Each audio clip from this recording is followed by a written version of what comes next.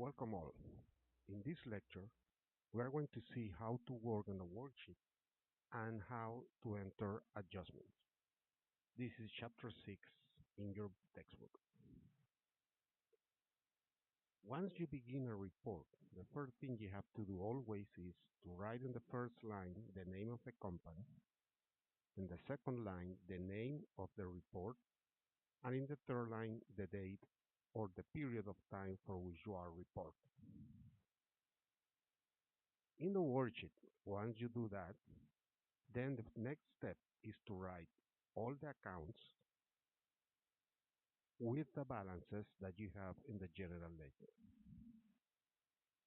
Then rule a line below the final account indicating that you are going to add.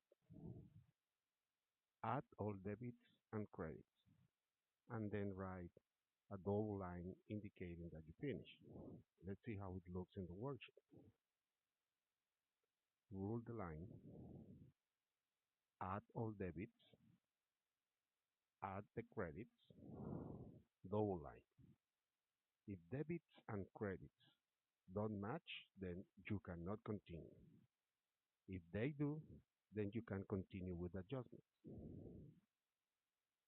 The first adjustment indicates that we consume $715 out of the $1,025 we have on hand at the beginning of the period. Therefore, our final balance should be $310.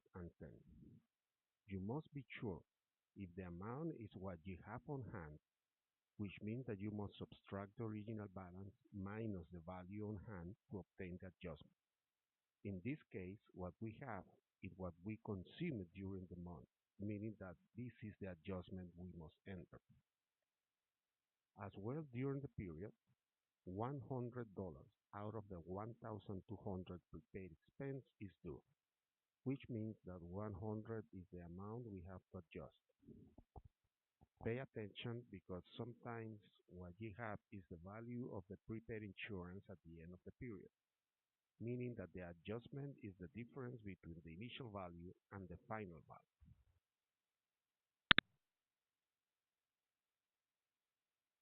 Rule a single line indicating addition again, add debits, add the credits, and double line. Once again, debits and credits must match. At this step, now we are ready to extend the balances. All assets, liabilities, and owner's equity accounts belong to the balance sheet. All incomes and outcomes, and remember that the outcomes are expenses and costs, belongs to the income statement. Rule to add. Now we add debits in the income statement and credits in the income statement. As well, add debits in the balance sheet accounts and credits in the balance sheet accounts. Notice that now debits and credits don't match.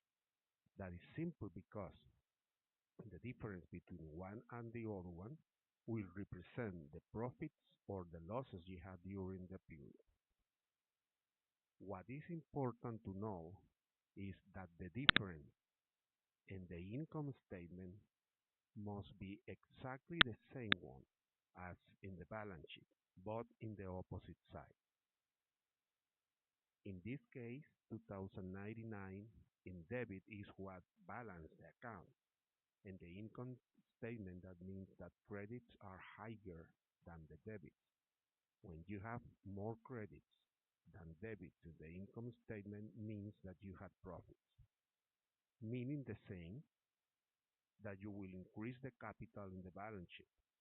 Remember that a net profit at the end of the period will represent an increase in the net capital of the company. Line again to add. Now debits and credits balance in the income statement and debits and credits balance in the balance sheet. double line, and this is the end of the worksheet. The difference is the net income of the period. If you have a difference or you have to balance from the credit side, means that you are losing money, and as well, you have to debit the balance sheet. Thank you very much.